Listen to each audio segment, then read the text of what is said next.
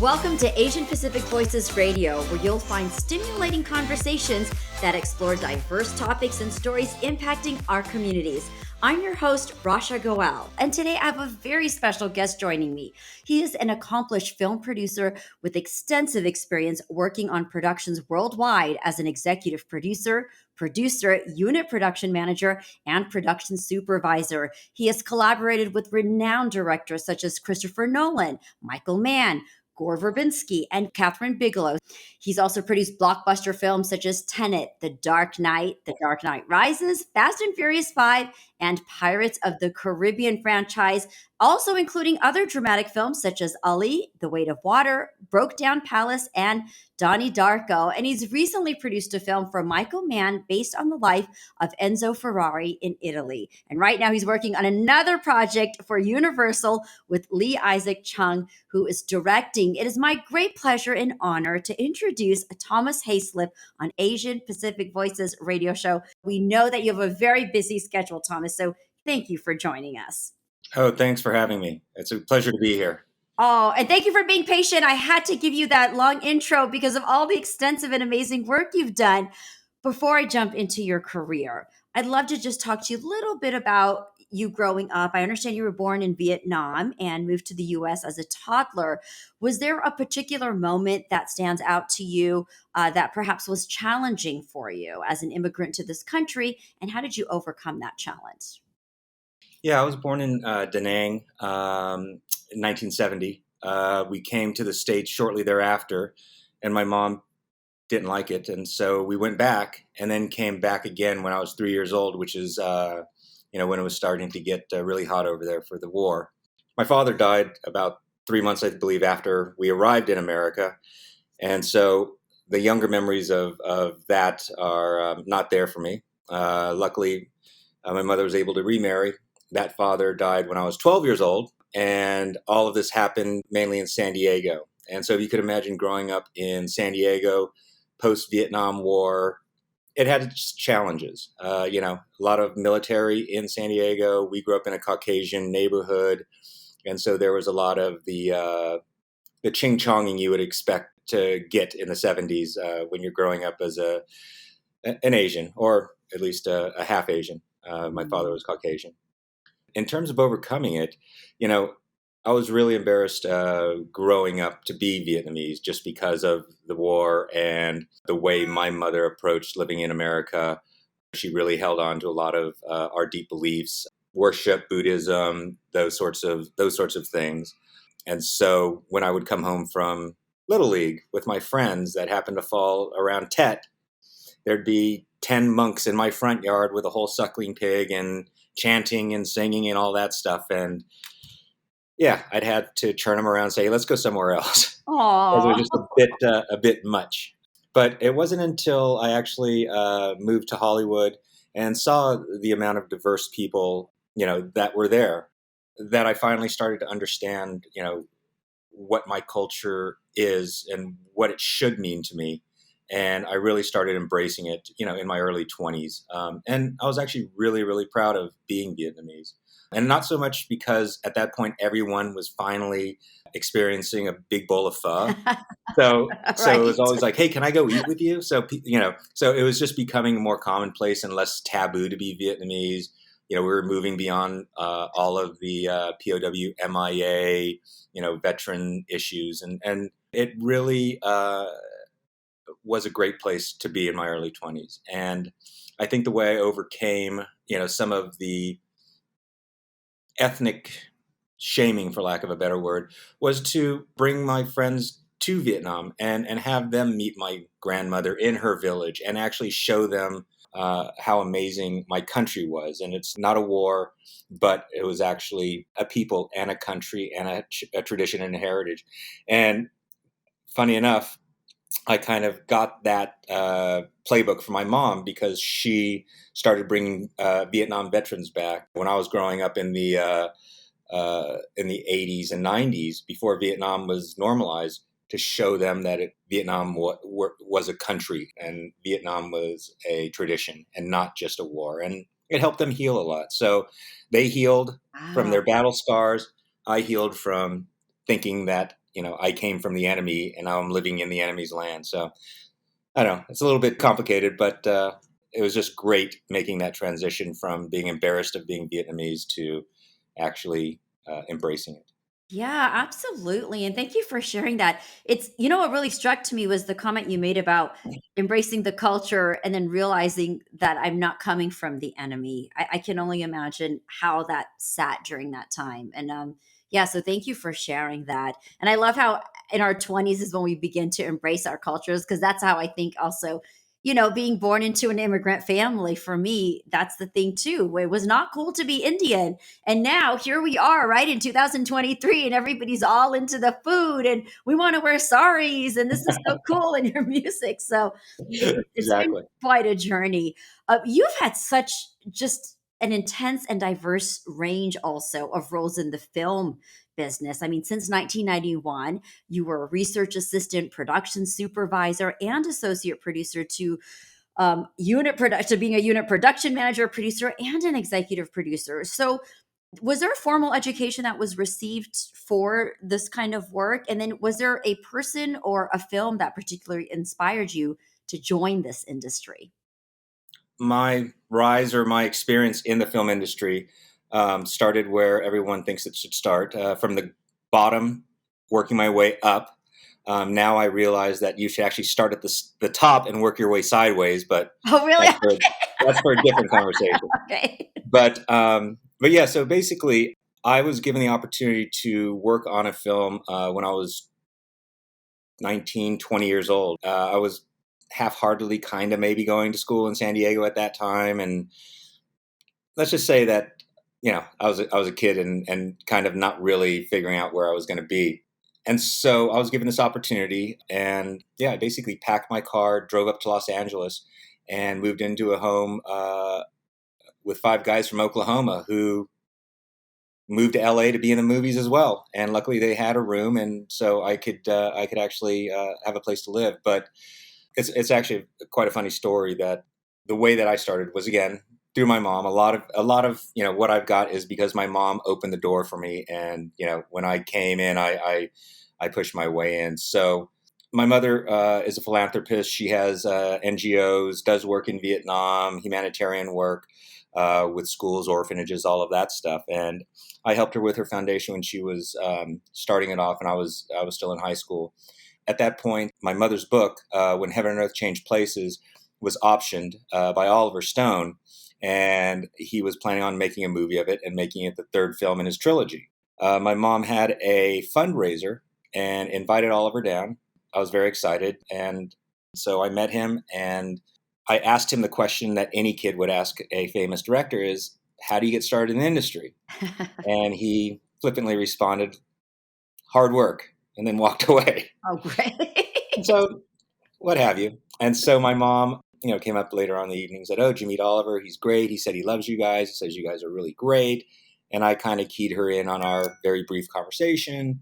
And my mom, not having the filter, but having the mom instinct, at the end of the night, told Oliver that I thought he was an asshole and that I just wanted to understand the film industry.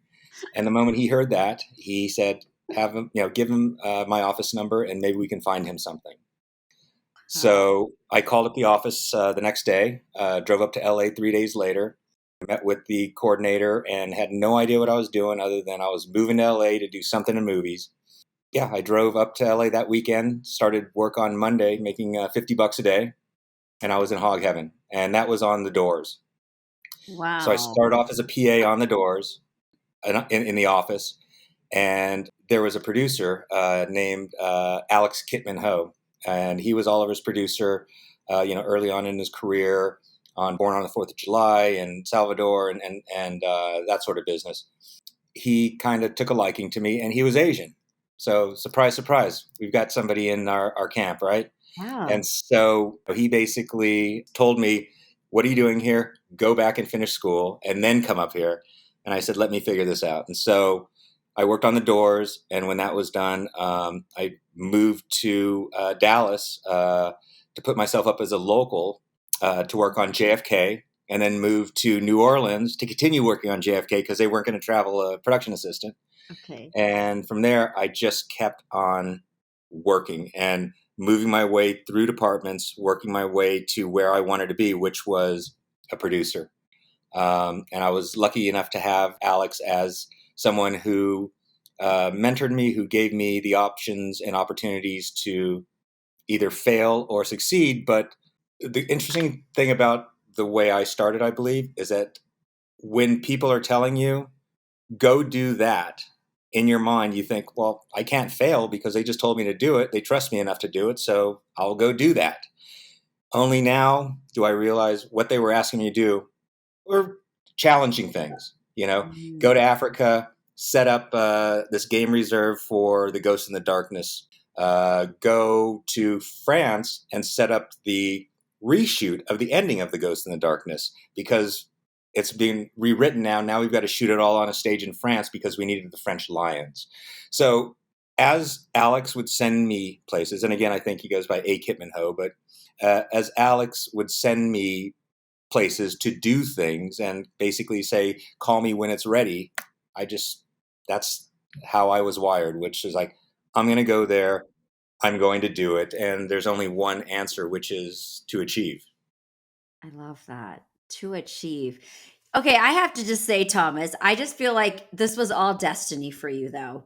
It's like just the way, I mean, you worked obviously very, very hard, but I feel like this was meant for you because of the door that was open and then how things were paved and how you just continued and just kept working your way. That's pretty incredible. That is pretty incredible. How do you how do you choose the film projects that you decide to pursue and produce? I mean, because I named some of the titles that we had talked about earlier when we started, but how do you choose what you want to do? It's funny when you talk about destiny. I'm a big fan and a big believer of making your destiny. I'm a big believer of manifesting. I'm a big believer of seeing where you are and understanding where the end is, and then figuring out how to get there. That goes back to again, my formative years of go out and tell us when to come sort of thing, right? Mm. So for me, I don't want to say projects choose me, but early in my career, I worked with A. Kitman Ho, Alex, for the earlier part, and then I started branching out and doing projects with other producers just because I didn't want to be pigeonholed as Alex's guy, and it would be the only way I could actually move out. And because I had been Alex's guy, and I had been sent to South Africa post apartheid and lived down in this place near Swaziland for a year. And if I was in the governmental service, it would be called hardship post, right? It's like, oh, he's a ambassador. We're going to send him to Timbuktu and we'll just let him work out there. So I think earlier in my career, I was known as the guy that you send into places to figure things out that nobody really understands or knows how to actually deal with.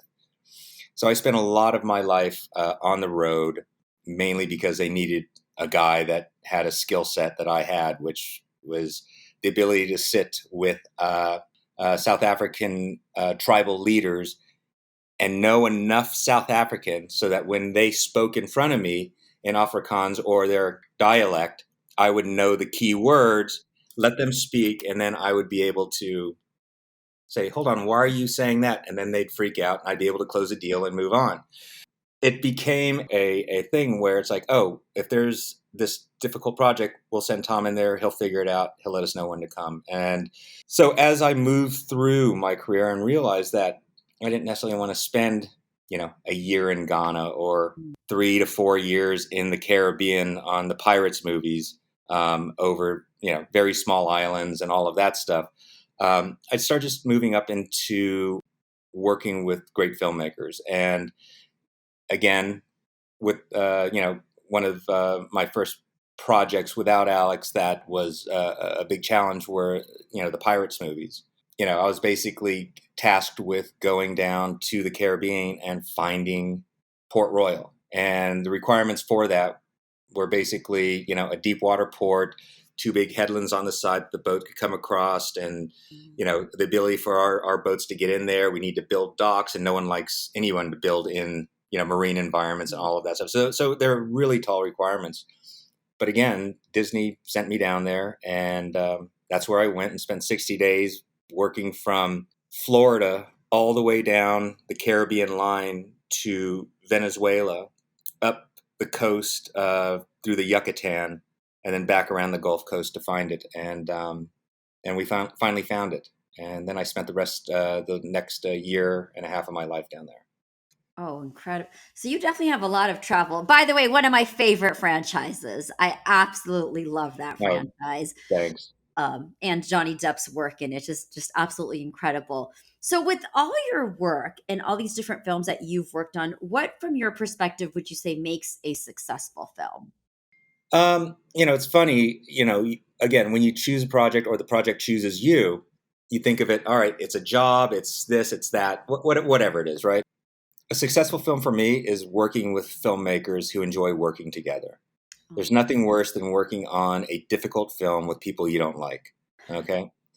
To make a successful film, if I knew that, I wouldn't be doing this.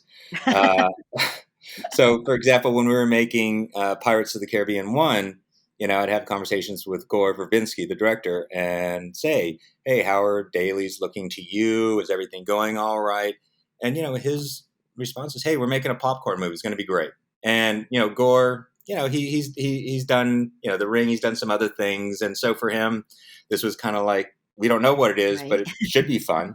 And it wasn't until it became a huge popcorn movie that we're all like, I think we made a good movie, It worked. It worked. It worked. But, when you work with filmmakers like Christopher Nolan, you have to be assured that whatever you're making on is going to be quality because he is a very intelligent person, a very thoughtful filmmaker. For me, if a director knows what he wants and knows how to achieve it, I feel it's going to be a good movie. Mhm. And Chris knows that to the T, has a courage of conviction. We know what we want to do. We know what we need to get. And the orders are usually really, really tall, which takes me all the way back to the beginning. I was like, hey, if he wants it, I guess I can give it to him. And so I think that's what makes a successful movie is having a director that really understands what he wants to deliver. Thomas, would you say that kind of excites you in a way too? Making these tall orders happen. I mean, I'm sure there's challenges that come with it, but is that exciting as well to know that, yeah, you've been given this task to do and you are able to accomplish it? Yeah, it definitely is exciting. Sometimes uncomfortably exciting. But for example, on Tenet, I met with Chris, read the script. We sat down, we started talking about the content of the script, and one of the first things I asked him was, "Hey, so how big do you want this plane that drops all the gold bars and crashes into things and all of that stuff?" And he just looked at me and kind of smiled and laughed. He said, "Listen, what do you mean? We're going to do all of that with miniatures, like we did on Dunkirk." And I said, "Oh, okay. I just read it, and I know that you shoot everything practically because you don't like visual effects. Therefore, I assumed that we need to get a plane." And he's like, "No, no, we'll do it, in miniature." And I said, "All right. Well, just for your information, if you want a plane, I think I can get you a plane." And he said, "All right, let's see what you got." And at that point, I had no idea how to get him a plane, but because I read it, I knew that I had to give him a plane. Oh, Cut to multiple calls and multiple weeks later, we go on a scout, and on the way to this place way down in the desert in California, I said, "Why don't we make a detour and go to Victorville Airport? They've got old planes sitting there that are being salvaged, and I've got a contact there that can show us a plane. If you like it, we can talk about using that." So because we were scouting way out in the desert, we were using a helicopter. So we flew from LA, detoured into Victorville, which is again in the California desert, mhm. and we flew over the airport, looked out the window, and Chris was like, "I like that plane. I like that one. That's a great." And so we're like shopping for planes, from the air sort of thing. We get the permission. We put the helicopter down. We walk over to the aircraft that we like, and we chose the aircraft. And that's when I started making a deal to have this aircraft that I could use for our film, where we could, physically crash it into a building, even though we didn't have a building. So then I had to figure out what building we're crashing into. But it's one of those things. So yes, it is exciting, and a lot of times you're writing checks, so you have no idea how you can cash, but you have no choice because that's what the director wants. That's what was written, and that's what we need to shoot. And I think in coming up the way I came up with the filmmakers I came up with, I come from the world of, yes, it's a big visual effects movie, but it always has to have a place in reality. So how the mechanics work. So if you read the page of like, oh, the big Kraken arm breaks the ship in half and people go sliding down, as you'll see in Pirates 2 and 3, I think. Mm-hmm. That's like, all right, that's visual effects until it's not. And then it's like, oh, well, we got to build a tank, and then we got to build a ship that breaks in half, and then we've got to actually build a Kraken arm, even though it's all going to be visual effects, to understand how the Kraken arm comes down on the ship, how the water interacts. It's all of that stuff, right? So it may seem easy when you read it on the page, but it generally is, the tip of the iceberg. And I always bring up, in Pirates of the Caribbean, there was a line that we always joked about, which was, and then the most kick-ass three-way sword fight ensues. Like, all right, that's a line, which we liken to, and the Armada attacks. And so that three-way sword fight took place over 5 countries, over 6 months, with stage builds, visual effect. I mean, it was insane. It was crazy. So now, is that all part of your job? And I'm asking because there may be some people here that are not familiar with the responsibilities of an executive producer. Could you chime in a little bit on that? What does that title entail? Well, as with most producer titles in Hollywood, it's a catch-all. So either you come in because you had a project, or you come in because you were attached to a project, you developed a project. So there's the creative side of things.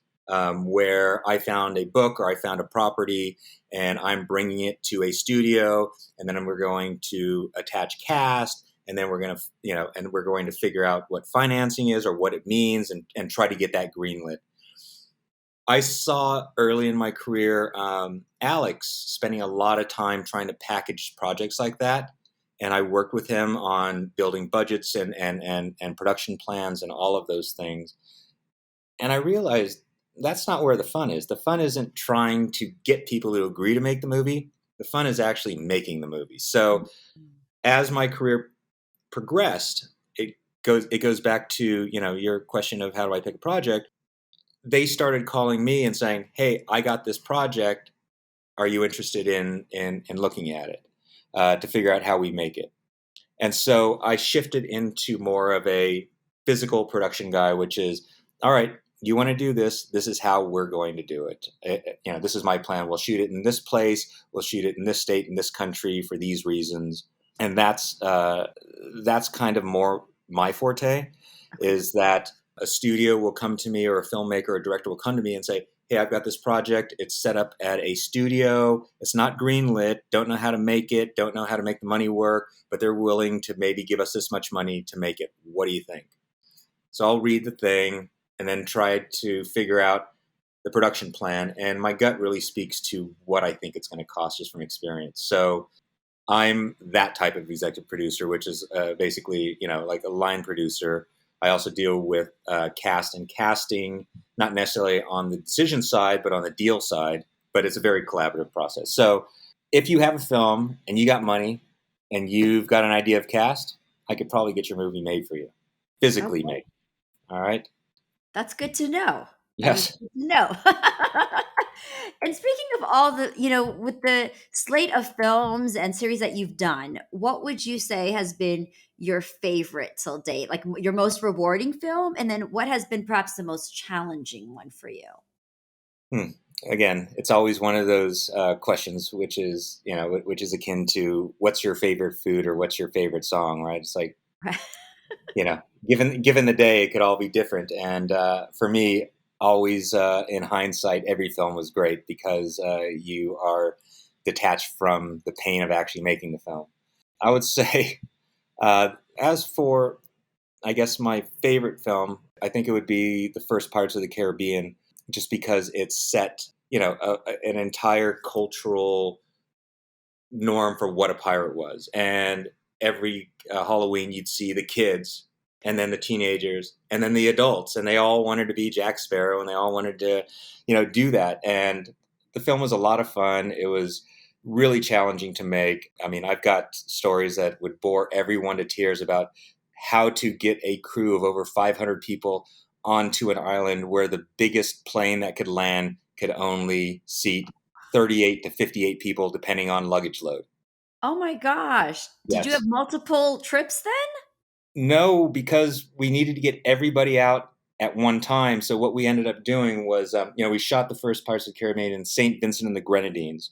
And for those of you who don't know where it is, go on your map to South America, start in Venezuela, head east towards Africa, and when you hit the third island, you're there.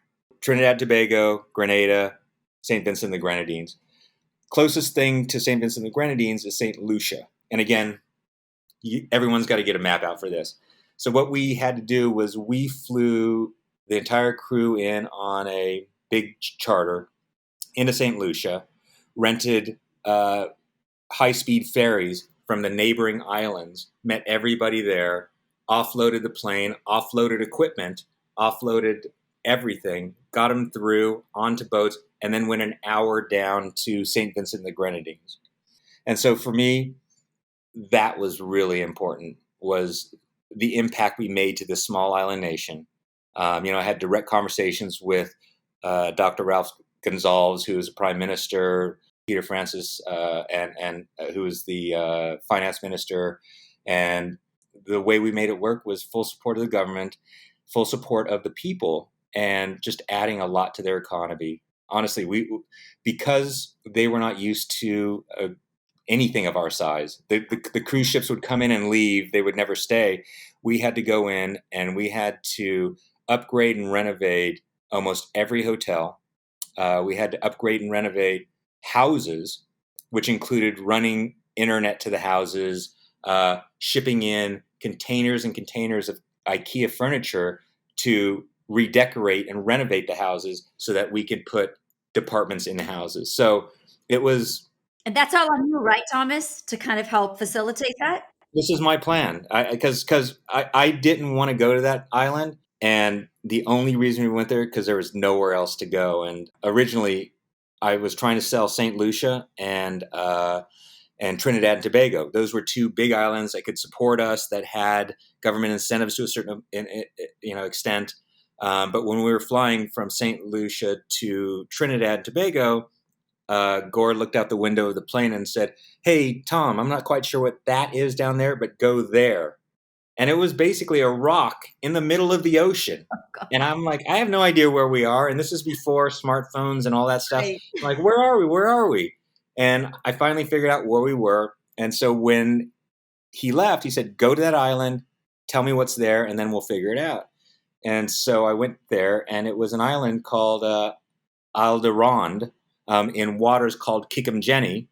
And the reason the waters were called Kikumjeni is because there was an underwater volcano that would eat boats if they were to go into that area, and it was erupting with methane. So, Oh, wow.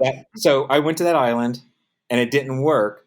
But having to go to that island, I had to rent a rather large motor yacht, for lack of a better word, and cruise down St. Vincent, through Tobago Keys, past Mystique, everybody's dream, right? Yeah. I got to that island, and it didn't work. And on the way back, I finally acquiesced and said, "All right, let's go see this place called Wally Laboo in St. Vincent." And I said, "I've got to come back with something. I don't know how to deliver it." Went there, scouted it, took pictures, figured out where things are, sent it back to the studio, and they said, "Let's go there." And then my job began, which is, I don't know how to do any of this stuff, but we'll figure out how to do it because now we have a location. I love this lesson, this history lesson you've given to me, not just about that area, but even the behind the scenes making of this film, which to me, I believe is a huge global franchise too. I mean, I think it changed a lot for audiences across the world. Wow. Thank you for sharing that. I love learning all these behind the scenes tidbits because I'm so fascinated personally by that. Like when I go to watch a film, I can't sit as a regular audience member because my brain is always working on how was this created? What do they have to do? How they make this happen? You mentioned the word impact, and something I would love to talk to you more about is, do you feel that your cultural identity as an Asian American has influenced your work in the industry and the stories that you choose to tell, or as you're moving forward Are there particular stories that you want to tell more now that are more cultural based? Um, I don't think I have stories that are more cultural based that I want to tell. I think what I'm recognizing right now is that when I started in this industry, there was an Asian man who was my boss. And I looked at him and I'm like, well, if he can do it, I can do it. I Mhm. mean, a New York Asian guy, from Hong Kong, sure, why not? And because I saw him doing it and achieving at a very high level, I thought, all right, then it's good enough for me. And again, I'm half, so everyone looked at me and kind of was like, "Where are you from? Who are you?" The question I always get is, "Oh, where'd you grow up?" Kind of the leading Right. rather than "What are you?" It's like, "Where'd you grow up?"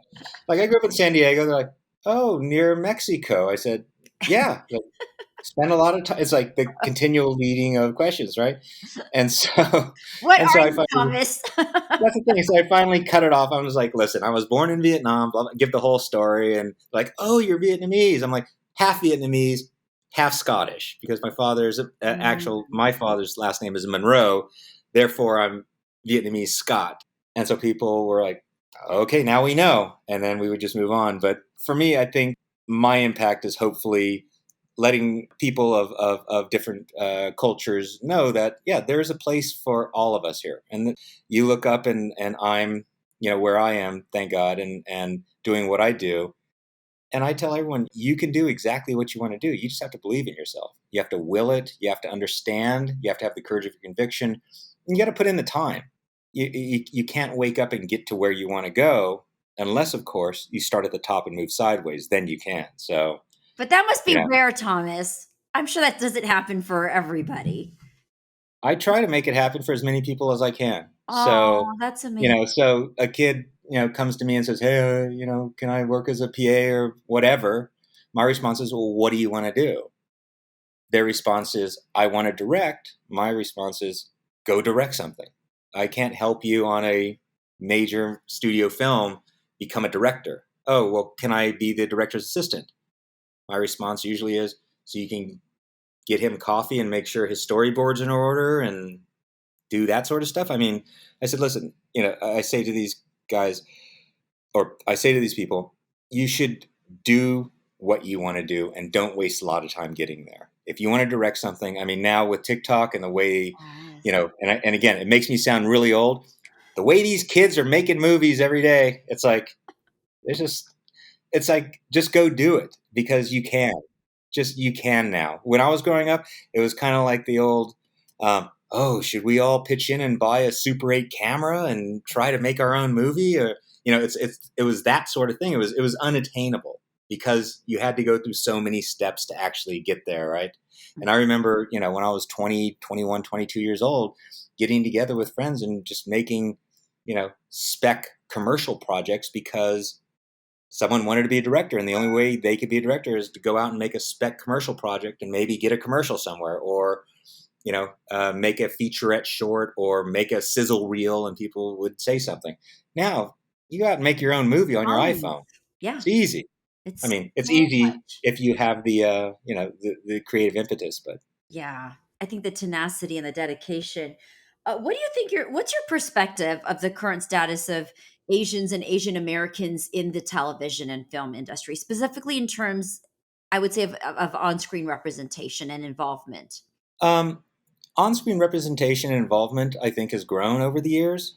But sometimes I see casting of Asians in films, and I guess I've been either too jaded, but sometimes I'll cringe. It's like they chose that, they chose to go that way. But again, I'm an old guy, so it's hard for me to make a departure because when I talk to my kids about it, who are in their teens, like, Dad, what are you talking about? That's a totally normal casting for that role. I'm like, oh well, my perspective may not reflect what is actually fully going on out there with the new generation coming up.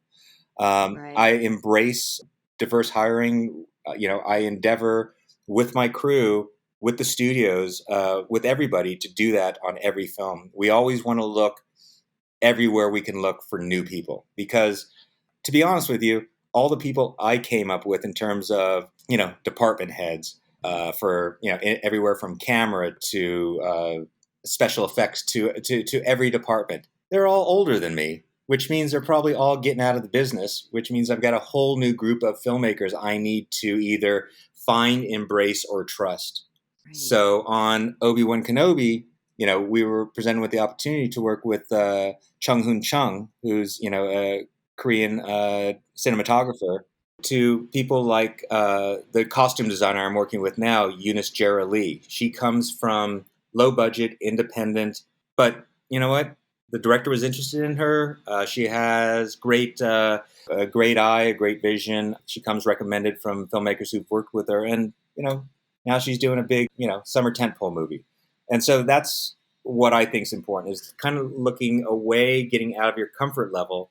And the way I look at it is, hey, if I'm able to make a movie in this country under these circumstances with people I've never known before, I should be able to make a movie anywhere in the world with anyone I feel is talented. And and again, I'm an equal opportunity employer, so I like to hire and put forward the best people possible. But if somebody is interesting there that hasn't had the chance, didn't have the door open where my door was open, I kind of like to open that door and really give them the chance. I appreciate that about you. I mean, I really loved the story you told about the director's assistant as well, because I really think it's about having clarity of what you want to do and then the opportunity for someone to trust in your talent or to give you that chance. What would you say right now for to young people or just even up and coming Asian Pacific Islander filmmakers and producers who are looking to break into this industry? What piece of advice would you give to them? My advice to young Asian Pacific filmmakers is get your foot in the door. However you get your foot in the door, and know once that door is open what you want to do, because you don't want to waste any opportunity given to you. So have a very clear sense of what you want out of any opportunity, and never let an opportunity pass you, no matter how fleeting it may seem. It's I always liken it to, if you're going to jump on a bull, you better ride that bull for that, until you can't anymore. But, I think it's really trying to understand what you want out of life, where you want to go, what you actually want to do. And again, without a lot of context, a lot of people don't understand what it means to be a prop master or a key grip or a writer, or or being in a writer's room or whatever. And so I think the first bit of what I think could be helpful is just to educate the up and coming people on what it actually means to work in the film industry. And again, aging myself, but back when I was growing up, it first started off. It's not all what they say, hookers and cocaine. And then when people started to get more PC, it's not all about champagne and caviar. And then as people really started to get more PC, they just said, yeah, it's a lot of hard work.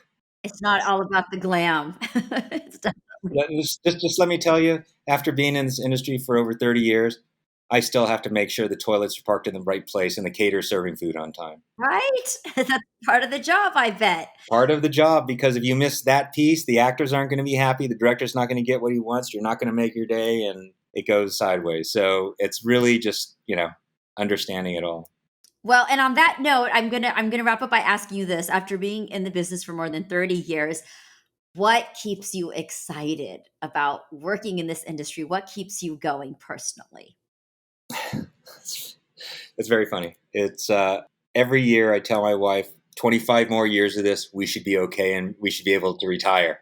But what keeps me excited about being in the industry is fulfilling dreams and taking what's in somebody's mind or on the page, realizing it for them, not only once, twice, three times, but for eternity. It's there forever.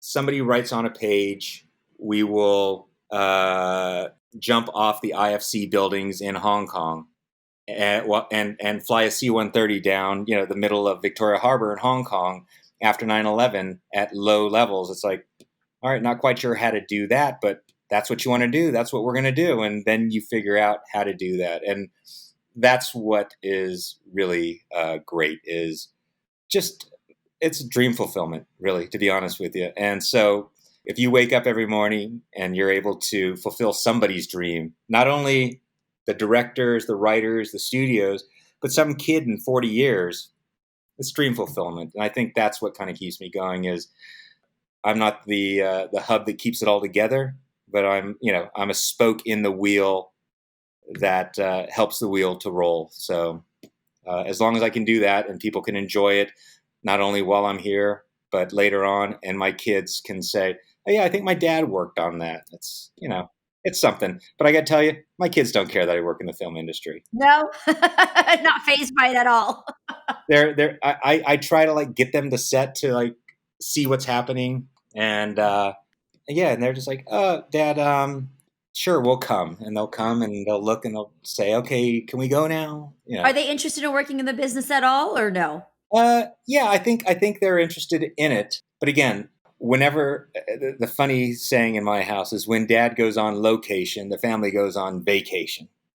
Yes, and I've spent, honestly, out of the 33 years or 33 years I've been in the industry, I've probably spent 12 to 14 years at home in LA and the rest of the time on the road.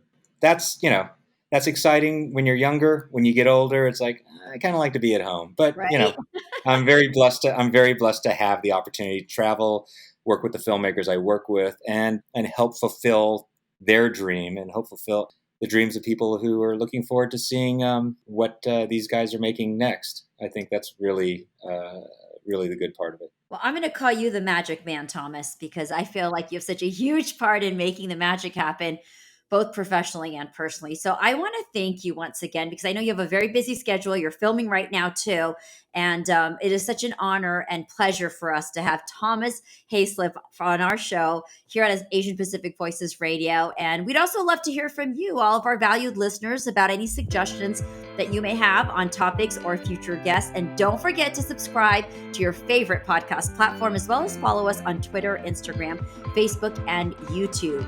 And don't forget, Asian Pacific Voices Radio is produced by Asian Culture Media Alliance, a nonprofit that empowers our Asian and Pacific Islander communities with a voice through media arts. Now, if you'd like to help support our program, please do visit AsianPacificVoicesRadio.com. Don't forget to join me next week for another exciting and thought-provoking Asian Pacific Voices radio show. Till then, take care. And if you want to work in this industry, like Thomas said, know what you want to do and work hard and don't waste time. See you next time.